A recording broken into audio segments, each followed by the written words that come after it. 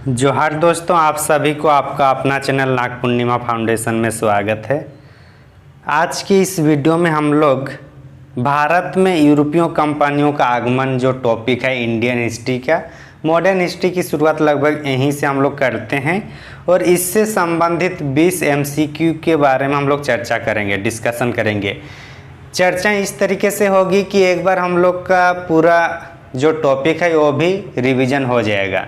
तो चलिए हम लोग शुरू करते हैं। पहला प्रश्न है कि फ्रांसिस्को द अल्मेडा निम्नलिखित में से किस यूरोपीय कंपनियों के प्रथम वायसराय के रूप में भारत आया था? तो कौन? Francisco de Almeida. ऑप्शन है फ्रांसीसी, डच, पुर्तगाली और ब्रिटिश। तो अगर फ्रांसिस्को द अल्मेडा की बात किया जाए तो 1505 में ये भारत आते हैं और ये पुर्तगाली गवर्नर जनरल थे। कौन? पुर्तगाली। फ्रांसिस्को द अल्मेडा इन्हीं के काल में ब्लू वाटर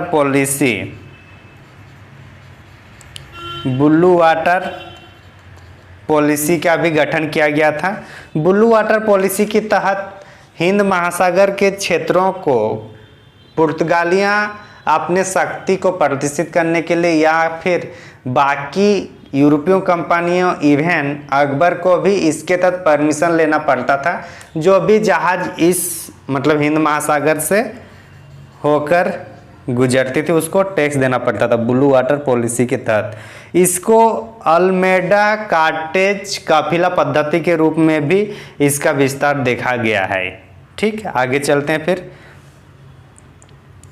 दूसरा प्रश्न है कि भारत में पुर्तगाली शक्ति का वास्तविक संस्थापक माना जाता है किसे? भारत में पुर्तगाली शक्ति के वास्तविक संस्थापक ऑप्शन है अल्बुकर्क को, निनाडी कुन्हा को, फ्रांसिस्को द अल्मेडा को, फ्रांसिस्को जेवियर। इन चारों में से जो सही आंसर है उसको तो देंगे, बाकी की भी क्या खासियत है वो भी हम लोग चर्चा करेंगे। तो वास्तविक संस्थापक पुर्तगाली शक्तियों को अल्बुकर्क को माना जाता है। किसको माना जाता है? अल्बुकर्क को। ये दूसरे नंबर का वायसराय थे। पहला नंबर का कौन था? Francisco de Almeida. पहला पुर्तगाली गवर्नर कौन थे? फ्रांसिस्को द अल्मेडा, जो 1505 से लेकर 9 तक रहा है। इसका मतलब कि अल्बुकर्क कब आया है? 1509 में। वास्तविक संस्थापक इस सेंस इसको कहा जाता है कि इन्होंने गोवा को छीना था। गोवा को बीजापुर के शासक यूसुफ आदिल शाह से छीना इन्होंने मोरक्को और हरमुज दोनों क्षेत्रों को भी इन्होंने नियंत्रण किया था। कौन? अल्बुकर्क ने। अल्बुकर्क के बारे में एक खास इसकी विशेषता है कि इन्होंने पुर्तगाली पुरुषों को भारतीय महिलाओं से शादी करने के लिए प्रेरित किया था। ये शादी इसलिए करवाया जाता था ताकि पुर्तगालियों की जनसंख्या में वृद्धि हो और शासन व्यवस्था को अच्छा से सुचारू रूप से चला सके। तो इसलिए इसको वास्तविक संस्थापक भी माना जाता है। मतलब इनका 4-5 काम हैं। जैसे गोवा को छीना था कब? 1510 में, मतलब जस्ट 1 साल बाद। निनाडी कुन्हा के बारे में अगर बात किया जाए तो निनाडी कुन्हा के टाइम में गोवा को पुर्तगालियों का औपचारिक राजधानी बनाया गया था। गोवा को औपचारिक राजधानी बनाया गया था 1530 में निनाडी कुन्हा के टाइम। और गोवा को छीना किसके टाइम? अल्बुकर्क ने छीना था। निनाडी कुन्हा के टाइम ही गोवा को औपचारिक मतलब ऑफिशियली राजधानी या औपचारिक मुख्यालय भी बनाया गया था। फ्रांसिस्को द अल्मेडा के बारे में हम लोग चर्चा कर चुके हैं। फ्रांसिस्को जेवियर भारत आने वाले प्रथम पादरी थे। कौन? Francisco Xavier. और ये किसके कौन सी इस टाइम वायसराय थे? वायसराय हम लोग का जो थे पुर्तगाली गवर्नर थे अल्फांसो डिसूजा के टाइम फ्रांसिस्को जेवियर भारत आए थे। भारत आने वाले प्रथम पादरी कौन है? Francisco Xavier. उम्मीद करता हूं आप लोग को समझ में आ रहा होगा। आगे चलते हैं फिर तीसरे क्वेश्चन की ओर। निम्नलिखित कथनों पर विचार कीजिए, और विचार तो करना है लेकिन कैसा विचार करना है उसको भी देखना है। सही वाला कौन सा कथन सही है वो देखना है। तो देखिए, कैप्टन हॉकिंस ब्रिटेन के राजदूत के रूप में मुगल सम्राट शाहजहां के दरबार में भारत आया था। देखिए, शाहजहां के दरबार में नहीं आया था। किसके ये में आए थे? जहांगीर के दरबार में। तो एक गलत हो गया। हम लोग को सही चाहिए, तो ए में एक है, ये जाएगा, सी भी जाएगा और डी भी जाएगा। तो अभी बाकी जब तीनों कैंसिल हो रहा है तो बाकी अगर नहीं भी पढ़ के डायरेक्ट अगर हम लोग बी को भी आंसर मान लेंगे तो भी 100% सही होगा, क्योंकि पहला वाला गलत है और पहला से बाकी तीनों एलिमिनेट हो रहा है। फिर भी देख लेते हैं क्या है। अंग्रेजों ने दक्षिण भारत में अपनी पहली व्यापारिक कोठी मछलीपट्टनम में स्थापित की थी, और दक्षिण भारत में ना। नेक्स्ट पॉइंट क्या दे रहा है कि फोर्ट सेंट जॉर्ज का निर्माण पौंडीचेरी में किया गया। फोर्ट सेंट जॉर्ज का जो निर्माण पौंडीचेरी में नहीं किया गया बल्कि मद्रास में किया गया था। 3 इसलिए गलत हो जाएगा क्योंकि मद्रास में था, और बाकी 2 सही है, तो इसलिए आंसर क्या हो जाएगा, बी हो जाएगा। आगे चलते हैं फिर। निम्नलिखित में से किस मुगल शासक ने ब्रिटिश ईस्ट इंडिया कंपनी को व्यापारिक सुविधाओं वाला एक फरमान जारी किया था? तो 1717 में फर्रुखसियर बीमार पड़ गए थे और उसको इलाज कौन किया, ईस्ट इंडिया कंपनी ने। और ईस्ट इंडिया कंपनी जैसे इलाज किया फर्रुखसियर को, तो फर्रुखसियर ने फिर फरमान जारी कर देता है अंग्रेज की कंपनियों के लिए। तो इसके आंसर क्या हो जाएगा, फर्रुखसियर, सी हो जाएगा। औरंगजेब, शाहजहां, ये सब पुर्तगाली के संबंधित था। आगे चलते हैं फिर। निम्नलिखित में से कौन सा कथन सही है? तो देखिए कौन सा कथन सही है। बोल रहे कि डच कंपनी सरकार द्वारा संरक्षित थी और यह सरकारी आर्थिक सहायता पर निर्भर थी। देखिए संरक्षित थी, लेकिन ज़्यादा जो संरक्षित माना जाता है वो फ्रांस की कंपनी को माना जाता है, तो इसलिए ये गलत हो जाएगा। और जब एक गलत है मतलब उपरोक्त सभी तो सही नहीं होगा, तो डी भी गलत हो जाएगा। अब आंसर आएगा बी या सी में से कोई एक। भारत में गोथिक स्थापित कला अंग्रेजों की देन है। ये अंग्रेजों की देन नहीं बल्कि ये किसकी है, पुर्तगाली की देन है। तो इसलिए ये क्या हो जाएगा, गलत, और ये गलत हो जाएगा। तो सही सिर्फ एक ही बच रहा है, बी वाला। ये अगर पूरा नहीं भी पढ़िएगा तो भी ये सही होगा, क्योंकि बाकी तीनों गलत है। तो इसमें फिर भी पढ़ के देख लेते हैं कि आयात निर्यात पर निर्यात करने के लिए कार्टज होगा यहाँ पे, ठीक ना, कार्टज पद्धति का प्रयोग किया था पुर्तगालियों ने। अल्मेडा कार्टज पद्धति जो है परमिशन लेने की, उसी की बात कर रहे हैं। इसमें कमेंट करना है कि कौन कौन से चीज़ों को परमिशन नहीं दी गई थी। उनमें से 2 आपको बता दे रहा हूँ, एक बारूद था और दूसरा काली मिर्च। इसके अलावा भी और एक चीज़ था जिस पर आयात निर्यात करना कॉटेज पद्धति के तहत भी मना ही था। कमेंट में ज़रूर बताइएगा, ठीक ना। आगे चलते हैं फिर। भारत में यूरोपीय कंपनियों के आगमन का प्राथमिक उद्देश्य क्या था? जो यूरोपीय कंपनी भारत आगमन किए थे, इनका प्राथमिक उद्देश्य क्या था? ऑप्शन है औपनिवेशिक विस्तार करना, पूरब की संस्कृति से परिचित होना, पूरब की संस्कृति से परिचित होना, तीसरा है व्यापार करना, और डी ऑप्शन है भारत के साथ राजनयिक संबंध स्थापित करना। तो एक्चुअली इसका आंसर होगा हम लोग का व्यापार करना। आप सभी को पता है व्यापार करने के लिए मेन उद्देश्य से ये लोग आए थे, क्या होगा, व्यापार करना। तो इस टाइप से कभी कभी कॉन्सेप्चुअली प्रश्न भी पूछा जाता है, तो हमेशा रट्टा मारने के चक्कर में नहीं रहना है, थोड़ा कॉन्सेप्ट को भी क्लियर होते हुए चलना है, ठीक है। आगे चलिए फिर। निम्नलिखित कथनों पर विचार कीजिए। चलिए विचार करते हैं क्या करना है। विचार में भी कौन सा विचार करना है, सही है वो देखना है। अल्बुकर्क ने पुर्तगाली पुरुषों को भारतीय स्त्री से विवाह करने के लिए प्रोत्साहित किया, तो बिल्कुल किया था। वेदरा के युद्ध में अंग्रेजों ने डच को पराजित किया था, तो कौन सा होगा इसका आंसर? 1759 में ये युद्ध होता है। 1759 में डच और अंग्रेज़ों के बीच जो वेदरा का युद्ध होता है 1759 में होता है, और इस टाइम अंग्रेज़ों ने अंतिम रूप से डच को पराजित कर दिया था। तो ये सही है, तो दोनों सही होगा, तो आंसर क्या हो जाएगा, सी होगा। और एक युद्ध आता है 1760 में, उसको भी देखना है, वो है वांडीवास का युद्ध। कौन सा? वांडीवास का युद्ध। ये कब हो रहा है? 1760 में। और इसमें जो कंपनी था, अंग्रेजों ने फ्रांस को पराजित किया था। किसको? अंग्रेजों ने फ्रांस को पराजित कर दिया था। 1759 में वेदरा का युद्ध में अंग्रेजों ने डच को पराजित करता है। उसके जस्ट एक साल बाद 1760 में वांडीवास के युद्ध ने अंग्रेजों ने फ्रांस को पराजित करता है। और ये जो वांडीवास का युद्ध, ये तीसरा कर्नाटक युद्ध का के अंतर्गत ये आता है। ठीक ना, आगे चलते हैं। फिर आप लोग को ये बताना कि कर्नाटक युद्ध कौन कौन से दो यूरोपीय कंपनियों के बीच में हुआ था, कमेंट करके बताइएगा। ठीक है ना, विचार कीजिए और क्या विचार करना है सही करना है। ठीक, भारत में डचों का आगमन पुर्तगालियों के बाद हुआ था। हाँ सही है, उनके बाद ही हुआ था। डचों का व्यापारिक व्यवस्था क्वार्टर आधारित। हाँ, डचों का जो व्यापारिक अधिकार थे क्वार्टर था, मतलब सहकारी था। ये पूरे यूरोपीय कंपनियों में सबसे ज़्यादा शेयर होल्डर को इन्होंने 18% रिटर्न दिए थे। ये याद करने वाली, मतलब नोटेड है, सोचने वाली बात है। सबसे ज़्यादा जो शेयर होल्डर को जो रिटर्न दिया था वो डच कंपनी ने ही दिए थे। कितना? लगभग 18%।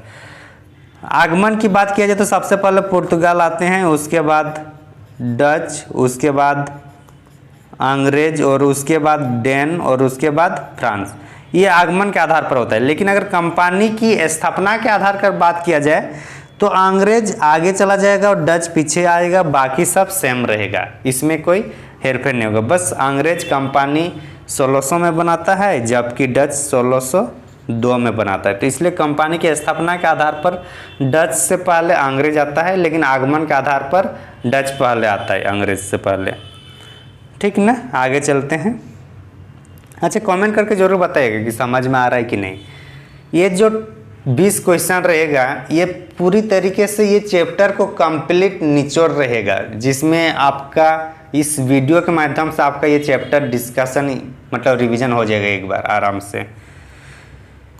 भारत में पुर्तगालियों के व्यापार क्षेत्र में पतन के निम्नलिखित में से कौन से कारक थे? मतलब उन्होंने अपना जो व्यापारिक गतिविधि को जो ज़्यादा दिन तक नहीं चला पाए, उसका कारण क्या रहा? तो एक है कि अंग्रेजी तथा डच शक्तियों का विरोध, हाँ ये लोग का विरोध होने लगा था। दूसरा, धार्मिक असहिष्णुता की नीति। धार्मिक असहिष्णुता के इन सेंस कि इन्होंने ईसाइयों को ज़्यादा तवज्जो देने लगा, तो बाकी धर्म के लोग इससे विरुद्ध हो गए, नाराज हो गए।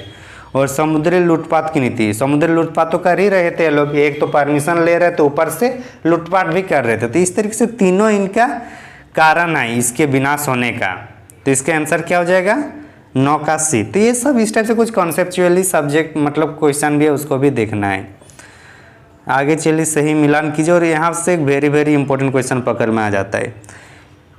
ये कौन कहाँ किसके संस्थापक है उसको देखना। देखिए, जापचारना का कोलकाता है इसका संस्थापक। तो बी का 2 हो रहा है, मतलब ए ही हो जाएगा, क्योंकि बाकी और बी का 2 है ही नहीं। तो एक का ये मतलब फ्रांसिस डे क्या है, मद्रास का संस्थापक है। जॉब चारना कलकत्ता का, और अनगियर है हम लोग का बम्बे का। तो इस तरीके से इसका आंसर क्या हो जाएगा?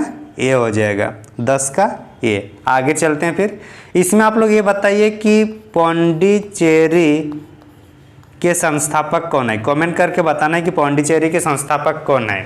और कमेंट करके ये भी बताना है कि पौंडीचेरी जो है ये कितने राज्यों में अवस्थित है। 1 राज्य, 2 राज्य या 3 राज्य।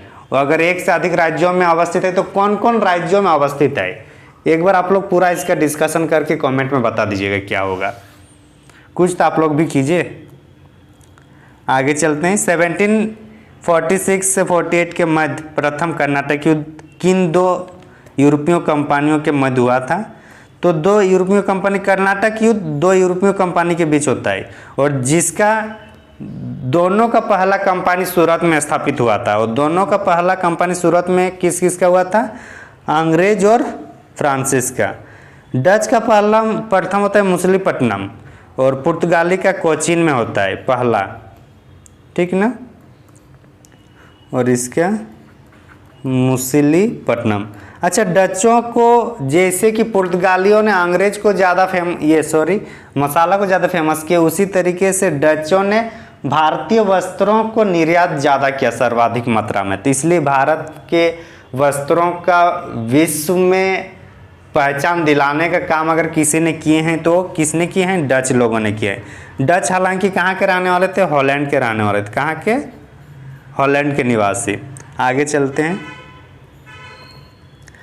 अंग्रेजों ने निम्नलिखित में से किसके नेतृत्व में वांडीवास के युद्ध में फ्रांसीसियों को हराया था। थोड़ा यहाँ मिसप्रिंट है, ठीक ना, युद्ध में फ्रांसीसियों को हराया था। तो ये जो उस टाइम अंग्रेजों का नेतृत्व कर रहे थे तो आयर कूट, कौन थे, आयर कूट थे। तो इसका आंसर हो जाएगा 12 का सी हो जाएगा। ये वन लाइनर है, इसमें ज़्यादा समझाने वाली बात नहीं है। 15वां प्रश्न क्या है देखते हैं। 1498 ईस्वी में वास्को डी गामा भारत के पश्चिमी तट पर कालीकट पर पहुंचा था। पश्चिमी तट पर ही पहुंचा था और कालीकट में ही पहुंचा था। तो ये क्या होगा, एक सही है, ठीक। वास्को डी गामा दूसरी बार कब आता है, 1502 में आता है, मतलब 4 साल बाद। सॉरी। आगे इसमें देखते हैं कि भारत में सर्वप्रथम पुर्तगाली यूरोपियन कंपनी का आगमन हुआ था। हाँ, सच में सबसे पहले कौन आया था, पुर्तगाली, और उसमें प्रथम वायसराय बोला जाएगा तो फ्रांसिस्को द अल्मीडा 1505 में आता है। ये भी सही है। भारत में प्रथम डच फैक्ट्री की स्थापना मूसलीपट्टनम में हुई थी। ये भी सही है। ईसाई पादरी मॉन्सरेट और एकाबीबा भारत के आगमन मुगल शासक अकबर के दरबार में हुआ था। ये भी सही, मतलब चारों सही है। तो चारों सही किस में हो जाएगा, डी में हो जाएगा। तो ये एक प्रश्न में देखिए 4-4 प्रश्न आप लोग को मिल रहा है। तो इस तरीके से इसलिए डिस्कशन करना जरूरी होता है। अगर इसमें कोई एक गलत होता तो उसका और एक आंसर हम लोग को मिल जाता, ठीक। आगे चलते हैं। द्वितीय कर्नाटक युद्ध के कारण निम्नलिखित में से क्या था। द्वितीय कर्नाटक युद्ध का कारण हम लोग का था उत्तराधिकारी के संबंधित था, लेकिन किसका, हैदराबाद और कर्नाटक के उत्तराधिकारियों के जो था, जो सिचुएशन खड़ा हुआ तो उसके कारण ये द्वितीय कर्नाटक युद्ध हुआ था।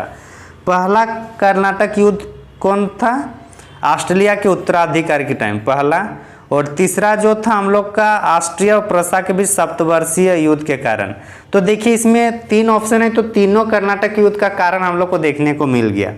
पहला, अगर हम लोग देखें इसका संधि की बात करें तो पहला जो संधि हुआ था उसमें अक्सला सेपेलोला हुआ था। दूसरा में जो संधि हुआ था वो हम लोग का पांडिचेरी की संधि, और तीसरा जो सप्तवर्षीय युद्ध का था वो पेरिस की संधि के साथ खत्म हुआ था युद्ध, ठीक। आगे चलते हैं फिर। प्रथम कर्नाटक युद्ध के बाद अक्सला सेपेल की संधि के बाद निम्नलिखित में से कौन सा क्षेत्र अंग्रेजों को वापस दिया गया। कौन सा क्षेत्र जो अंग्रेजों को वापस दिया गया उस पर हम लोग इसमें देखेंगे। तो इसका एक्चुअली आंसर होगा मद्रास। कौन सा, मद्रास। मद्रास को वापस दिया जाता है। आंसर ए बी हो जाएगा, ये वाला है। थोड़ा ऑप्शन आगे पीछे हुआ है। अक्सला सेपेल की संधि के बाद अंग्रेजों को वापस कर दिया गया कौन सा क्षेत्र, मद्रास को। आगे चलते हैं फिर। 16वां प्रश्न है कि फ्रांसीसी सरकार ने निम्नलिखित में से किस कारण डुप्ले को वापस बुला लिया था। डुप्ले गवर्नर थे कहाँ के, फ्रांसीसी सरकार के, और ये फ्रांस की कंपनी को नेतृत्व कर रहे थे भारत में। तो इन्होंने जो द्वितीय कर्नाटक युद्ध में जो हार होता है, द्वितीय कर्नाटक युद्ध में जो हार होता है उसके कारण इसको वापस बुला लिया जाता है। कौन सा, ये वाला आंसर होगा द्वितीय कर्नाटक युद्ध। और द्वितीय कर्नाटक युद्ध का कारण क्या था, हैदराबाद और कर्नाटक के उत्तराधिकारी से संबंधित। अगर फ्रांसीसी कंपनी की बात किया जाए तो 1664 में इसका गठन होता है कंपनी का। 1668 में पहली बार फैक्ट्री भारत में बनता है हम लोग का सूरत में, 1668 में, ठीक। और इस टाइम जब 1664 में कंपनी बनाया तो उस टाइम लुई 14 शासक थे, और मंत्री जो व्यापार वाणिज्य वाला जो मंत्री थे उसका नाम था कॉलवर्ट। तो ये सब इससे संबंधित कुछ जानकारी है। आगे चलते हैं। अंग्रेजों को निम्नलिखित में से किस मुगल शासक के शासनकाल में सूरत, मूसलीपट्टनम, विशाखापट्टनम में कारखाना से अपने अधिकार खोना पड़ा था अंग्रेजों को किसके शासनकाल में, वेरी वेरी इंपॉर्टेंट बन जाता है।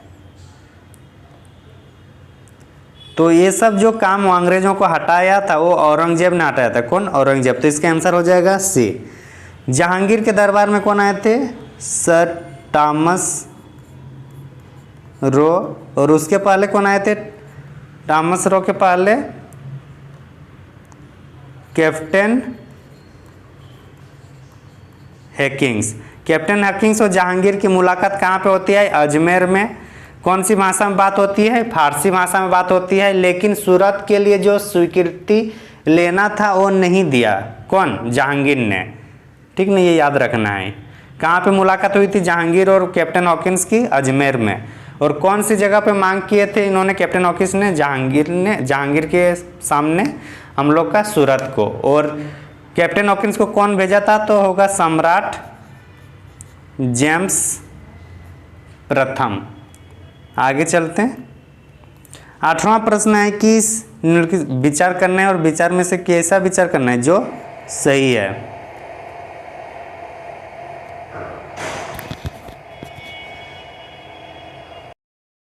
आठवां प्रश्न है कि 1760 में वांडीवास के युद्ध में फ्रांसीसियों की जीत हुई। दूसरा है तृतीय कर्नाटक युद्ध का अंत 1763 में पेरिस की संधि से हुआ। कौन सा सही है ये देखना है ना। तो देखिए, अगर हम लोग यहाँ तक देखें तो ये सही हो जाएगा। 1760 में वांडीवास के युद्ध, लेकिन फ्रांसिस की जीत नहीं बल्कि पराजित हुई थी। तो अगर जल्दीबाजी में रहिएगा तो यहाँ गलती होने का चांस रहता है। तो इसलिए आराम से देखते हुए पूरा क्वेश्चन को पढ़ना है।